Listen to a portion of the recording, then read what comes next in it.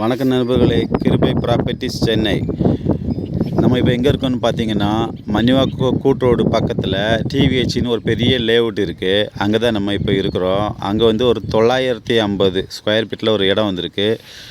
Size பார்த்தீங்கன்னா east பேஸிங்கும் north பேஸிங்கும் corner piece. இந்த இடத்துக்கு வந்து முன்னாடி 30 அடி தார் ரோடு இருக்குது. இதான் இடம். 30 அடி தார் ரோடு இருக்குது. உடனே இந்த வீடு கட்டிக்கலாம். பக்கத்தில் கரண்ட் கம்பம் இருக்குது. உடனே லைன் எடுத்துக்கலாம். பக்கத்தில் பெரிய பெரிய அப்பார்ட்மெண்ட் இருக்குது.